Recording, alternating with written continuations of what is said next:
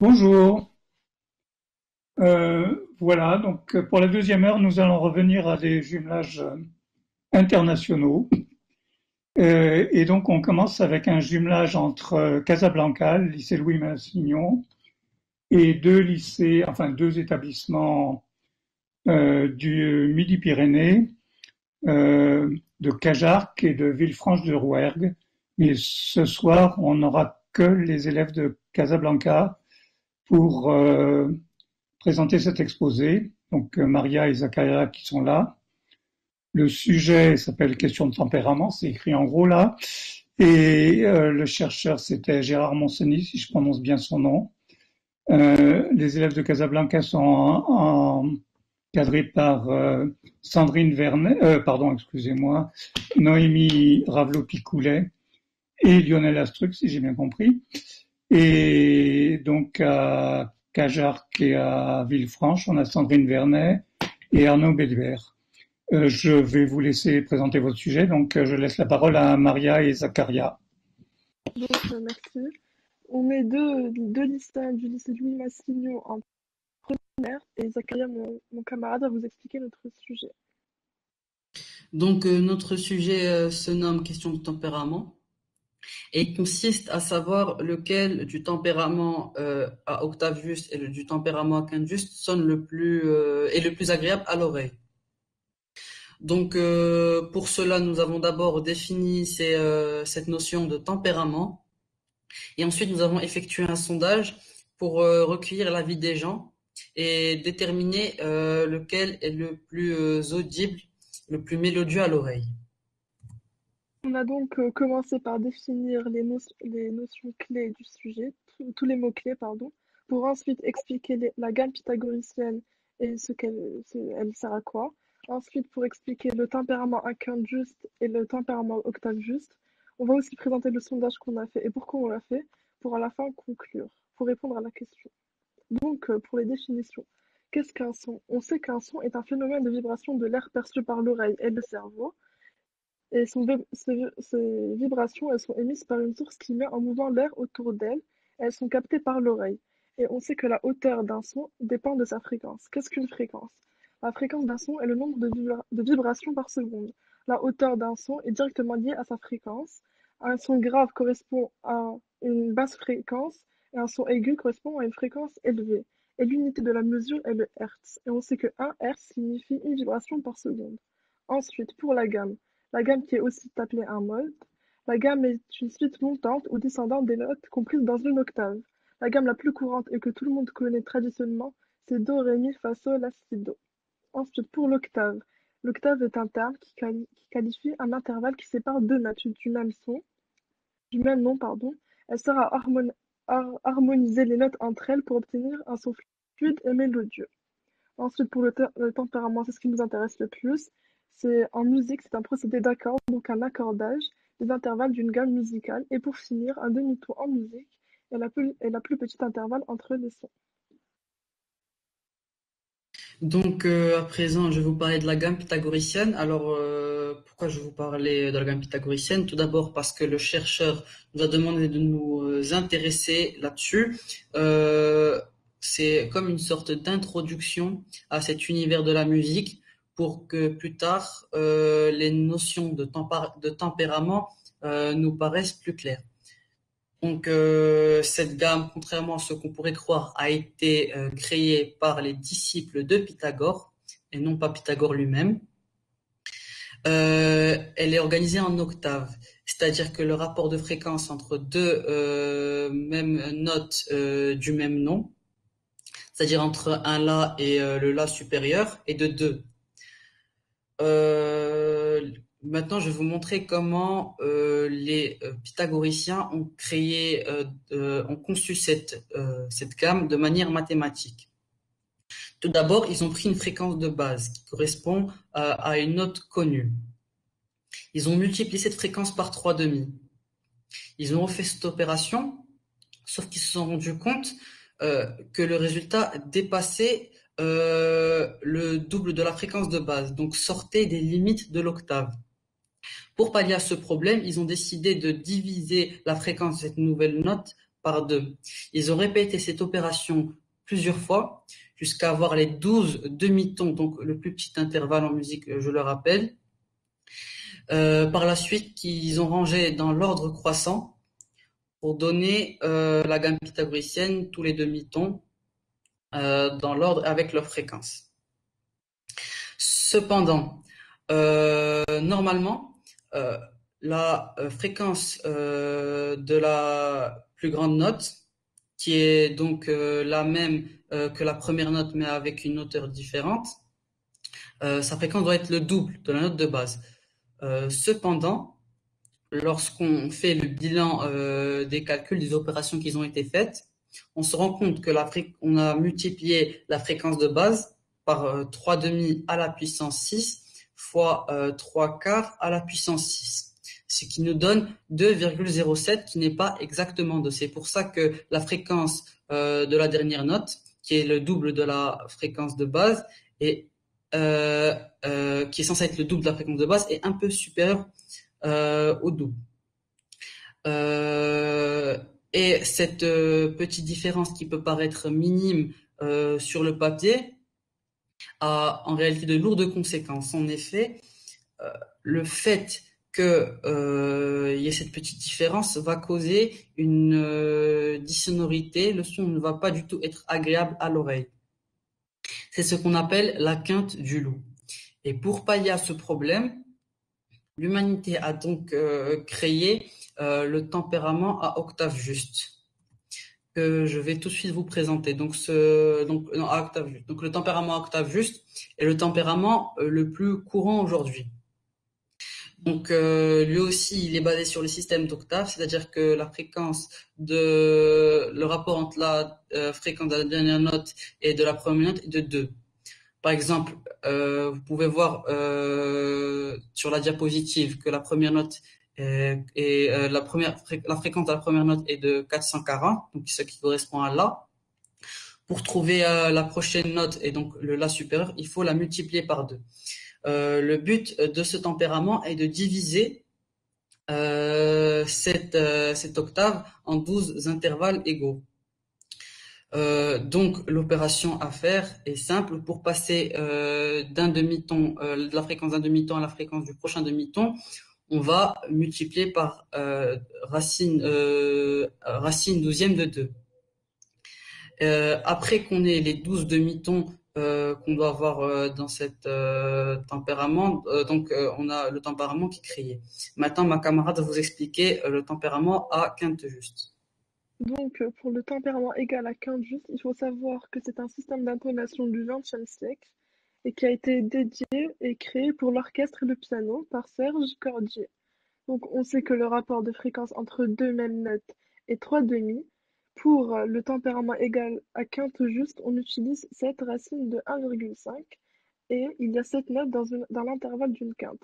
Après, on fait comme précédemment pour le tempérament octave juste pour calculer. Ensuite, on va parler du sondage. Pourquoi a-t-on fait ce sondage?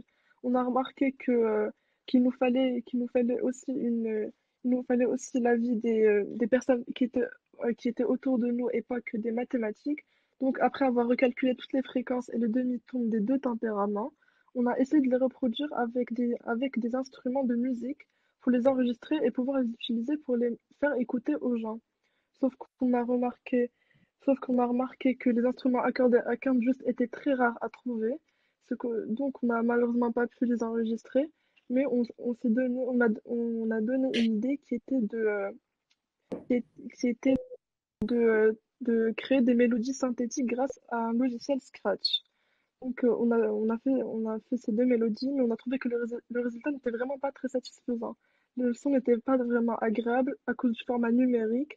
C'est pour cela qu'on a décidé de ne pas vous les faire écouter aujourd'hui. Mais grâce au résultat du graphique du sondage, on peut remarquer que la mélodie numéro 2 a été la plus appréciée par l'oreille humaine, qui est l'octave juste, avec 42% des votes. Donc je vais conclure. Si on se fie au sondage, le tempérament à octave juste est celui qui est le plus agréable à l'oreille. Cependant, dans notre groupe, on s'est posé la question, est-ce que ce sondage reflète réellement la réalité? Nous pensons que non. En effet, premièrement, Les deux mélodies créées de manière synthétique étaient vraiment désagréables à l'oreille, inaudibles. De un et de deux, vous pouvez remarquer qu'il y a eu 42% de gens qui n'ont pas de préférence, ce qui est un peu moins de la moitié, ce qui est énorme, et ça montre clairement que le sondage a été faussé en quelque sorte, qu'il y a quelque chose qui ne tournait pas rond. Merci de votre attention. Merci. Des questions?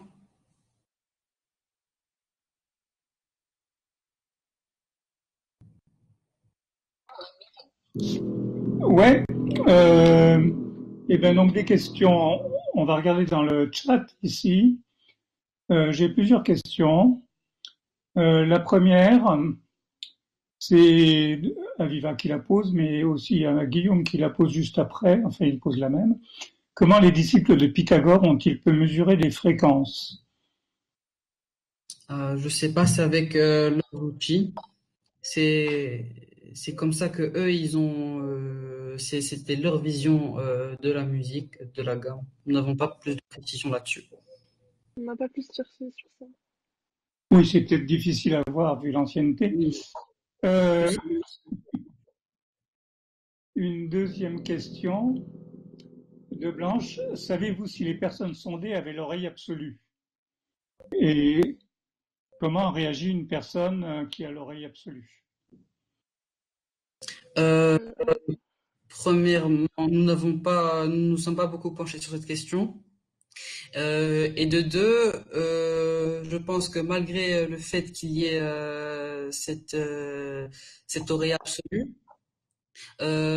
vu la qualité des sons produits qui, je vous assure, étaient vraiment désagréables, il n'y a pas eu de préférence où le résultat avait de grandes chances d'être faussé.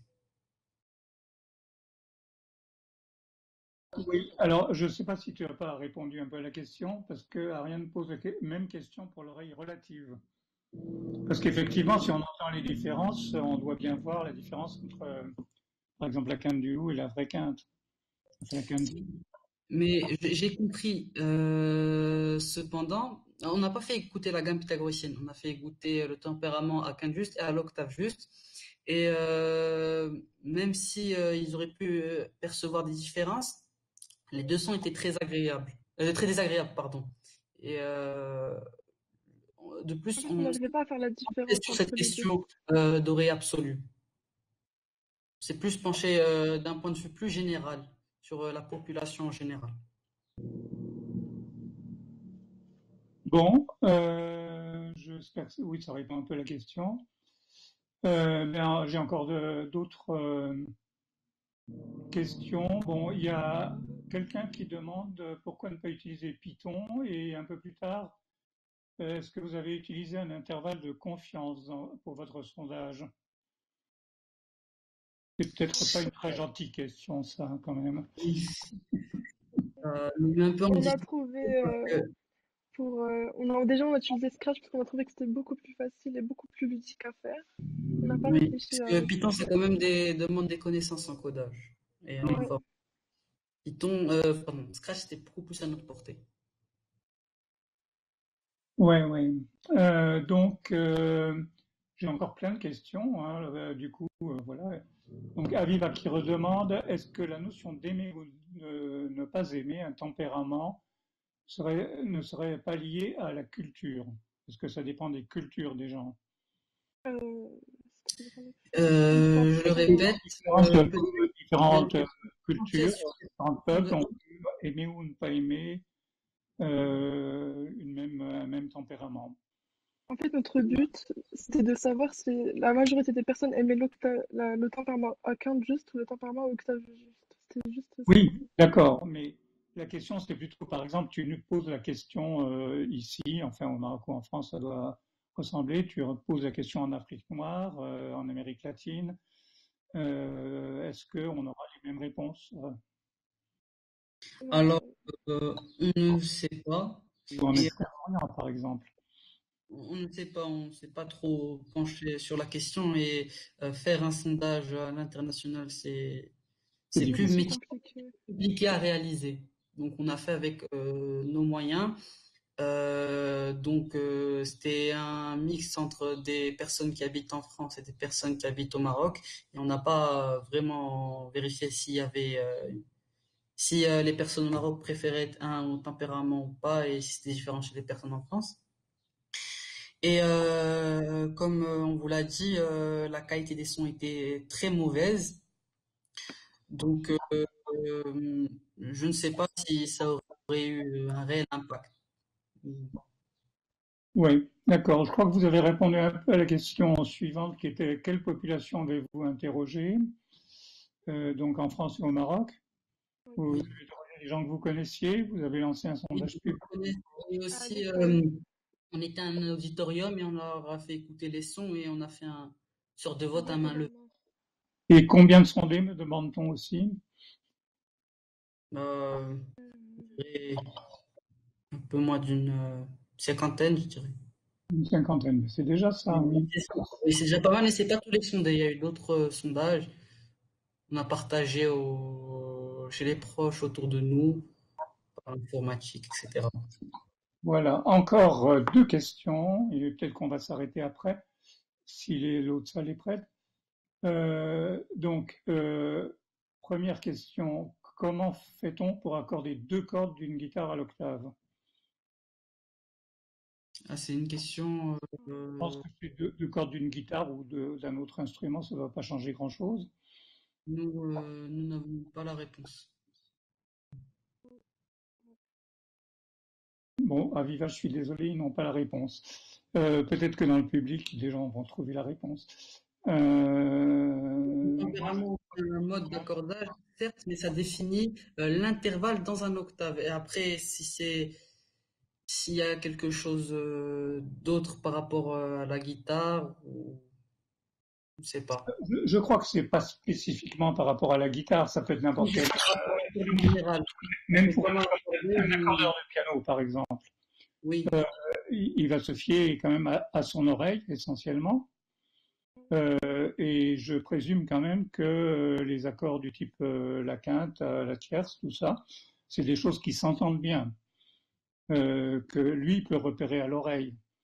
oui, Euh, c'est pas seulement parce que en mathématiques c'est simple d'avoir une fraction en 3,5. Hein, le rapport 2, bon, c'est un harmonique, c'est quelque chose que on fait à la limite pas la différence entre les notes.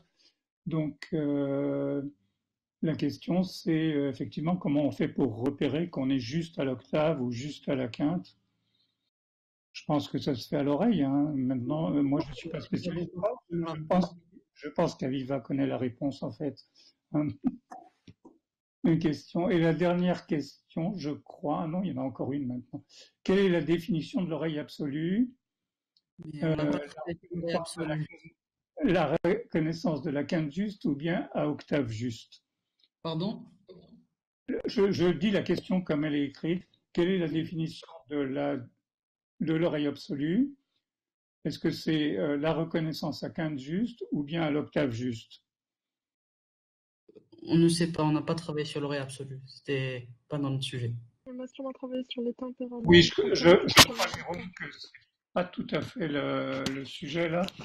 L'oreille absolue, ce serait de pouvoir déterminer exactement quelle est une note en entendant, par exemple, une seule note. Hein. On entend une seule note, alors que l'oreille relative, c'est qu'en entendant deux notes, on peut dire l'écart entre les deux. Et ça, je me trompe pas. Bon, je dis ça sous toute réserve parce que moi, je n'y connais pas grand-chose. Hein.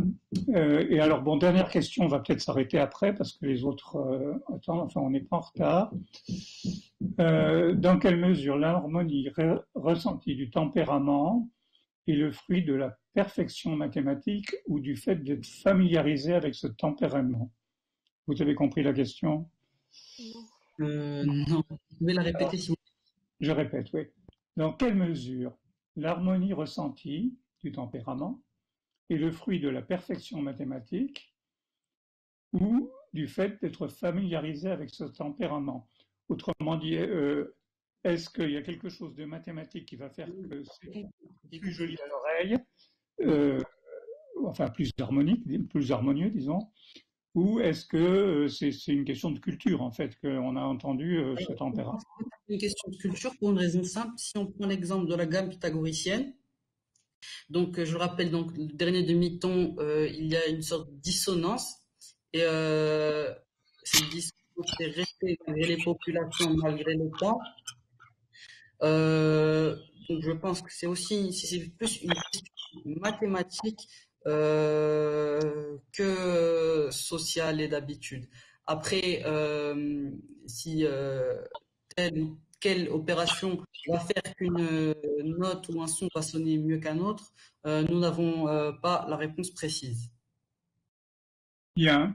Mais écoutez, moi, je suis très content de cet exposé. D'ailleurs, tout le monde a l'air très content. C'était un super exposé.